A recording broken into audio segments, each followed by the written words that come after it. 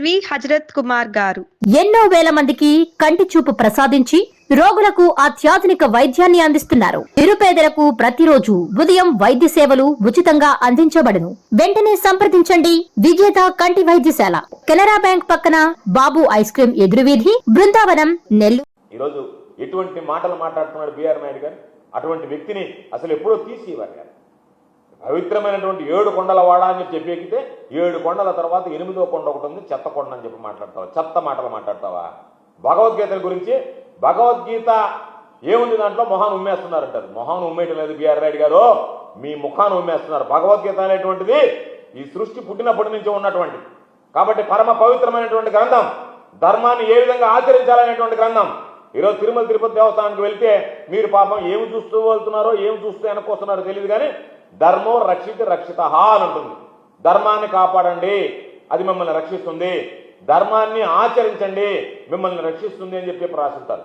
అటువంటి ధర్మం ఏ విధంగా ఉండాలి, ధర్మం ఏ విధంగా జయించింది, ధర్మం ఏ విధంగా ధర్మబద్ధంగా నడుచుకోవాలి అని చెప్పి మానవాళికి బోధించేటువంటి ఒక పవిత్రమైనటువంటి గ్రంథం ఈరోజు భగవద్గీత అయితే దాని గురించి నువ్వు ఇష్టారాజ్యంగా నీ నోటుకు వచ్చినట్టుగా నువ్వు మాట్లాడావు.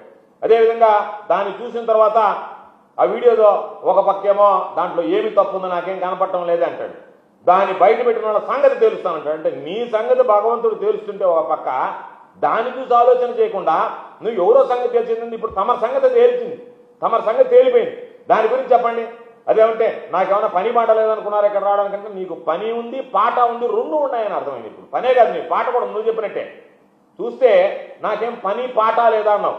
నీకు పని ఉంది, పాట ఉంది. నీ వ్యవహార శైలి చూసిన తర్వాత నీకు అన్ని రకరకాలైనటువంటి ఉన్నాయని చెప్పని గుర్తుకొచ్చి ఐఎమ్ వెరీ స్ట్రాంగ్ అంటావు. స్ట్రాంగ్ కాబట్టి కదా ఈ వయసులో కూడా తమను ఇటువంటి కార్యకలాపాలు నిర్వహిస్తున్నారు. వీక్ అని ఎవరు చెప్పారు? నువ్వు స్ట్రాంగే, కానీ నీ స్ట్రాంగ్నెస్ నువ్వు చూపించేటువంటి తీరు బాగలేదు కదా. భక్తిలో నువ్వు నేను స్ట్రాంగ్ మనిషిని, నేను దేవుడికి సంబంధించినటువంటి సేవలు అంటే కానీ నువ్వు ఇతర సేవల్లో తరలిస్తా.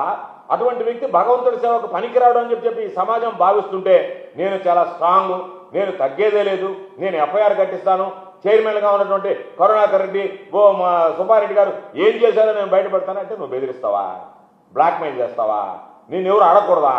అడిగితే నా చేతిలో ఛానల్ ఉంది కాబట్టి నా ఇష్టారాజ్యంగా వ్యవహరించి మీ అందరంతో ఆ ఛానల్లో చూపించి తేలుస్తానని చెప్పి బెదిరిస్తే నీ ఉడత బెదిరింపులకు భయపడే వాళ్ళు ఎవరన్నా ఉన్నారు అనుకుంటున్నావా? మేము ఎవ్వరం, నువ్వు 5 సంవత్సరాలు 10 సంవత్సరాల నుంచి చూపిస్తున్నావు మా మీద, మేము ఎవ్వరం నీ ఉడత బెదిరింపులకు భయపడేవాళ్ళం లేమే. ఏ రోజు మేము నిన్ను చూసి భయపడలేదే, నిన్ను ధీటుగా ఎదుర్కొన్నామే, నీ ఛానల్కి సంబంధించి అసలు పట్టించుకోలేదే. ఏమాత్రం నైతిక విలువలు లేనటువంటి వ్యక్తులు, దేవుని సేవకు పనికిరానటువంటి వ్యక్తులు, ఈరోజు అటువంటి వ్యక్తులను నువ్వు నియమిస్తే వాళ్ళ నోటి ద్వారా అసహ్యమైనటువంటి చండాలమైనటువంటి భాష బయటకు వస్తే, వెంకటేశ్వర స్వామి ప్రతిష్టను ఈరోజు మంట కలిపేటువంటి పరిస్థితి ఏర్పడితే, ఈరోజు వెంకటేశ్వర స్వామి తన లీలలు, తన మహిమలు ఏ విధంగా చూపిస్తున్నాడని చెప్పడానికి బిఆర్ నాయుడు యొక్క ఉదాహరణ, బిఆర్ నాయుడు ఉదంతం ఒక ఉదాహరణ అని చెప్పి ఈ సందర్భంగా తెలియజేస్తూ, కాబట్టి మీకు భక్తి లేదు, భయం లేదు, శ్రద్ధ లేదు, నిష్ఠ లేదు. కాబట్టి ఈ కూటమి ప్రభుత్వానికి చిత్తశుద్ధి ఉంటే, ఈ కూటమి ప్రభుత్వం ఈరోజు హిందువుల భక్తుల, వెంకటేశ్వర స్వామి భక్తుల మనోభావాలను కాపాడాలనేటువంటి ఆలోచన మీకుంటే వెంటనే అతను నేను చెయ్యను అని చెప్పేశాడు. చెయ్యడు, ఎందుకంటే అతనికి ఏమీ ఉచ్చ నీచాలు లేవు, కాబట్టి నైతిక విలువలు లేవు అనేది అర్థమైపోయింది. కాబట్టి మీరైనా సరే ఈ ఆలయ యొక్క పవిత్రతని, ప్రాశస్త్యాన్ని కాపాడడానికి బిఆర్ నాయుడు లాంటి అతని వ్యక్తి చేత రాజీనామా చేయించండి, లేదంటే అతన్ని వెంటనే ఆ తిరుమల తిరుపతి పాలక మండలి చైర్మన్గా రద్దు చేయండి తప్ప మీ స్వార్థ ప్రయోజనాల కోసం మీకు అనుకూలంగా మీడియాలో చూపిస్తున్నాడు కాబట్టి ఈరోజు ఎవరి మనోభావాలు దెబ్బతిన్నా పర్వాలేదు అన్నట్టుగా దయచేసి వ్యవహరించకండి.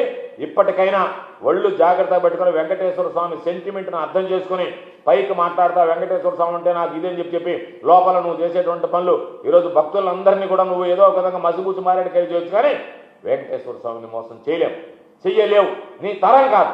కాబట్టి దాన్ని దృష్టిలో పెట్టుకొని వెంకటేశ్వర స్వామి, ఆ కలియుగ దైవమైనటువంటి వెంకటేశ్వర స్వామి మహిమ ఉన్నటువంటి తిరుమల తిరుపతి యొక్క పవిత్రతని ఈరోజు దానికి ఎక్కడా కూడా ఆ ప్రాశస్త్యం దెబ్బతినకుండా, ఆ పవిత్రత మసకబారకుండా చర్యలు తీసుకోవాలని బిఆర్ నాయుడు అనేటువంటి వ్యక్తిని వెంటనే రాజీనామా చేయిస్తారా, లేదా ఆయన ఆ పదవి నుంచి తొలగిస్తారా అనేటువంటిది వెంటనే చర్యలు చేపట్టి భక్తుల మనోభావాలని ఈరోజు గౌరవించాలని చెప్పి డిమాండ్ చేస్తారు.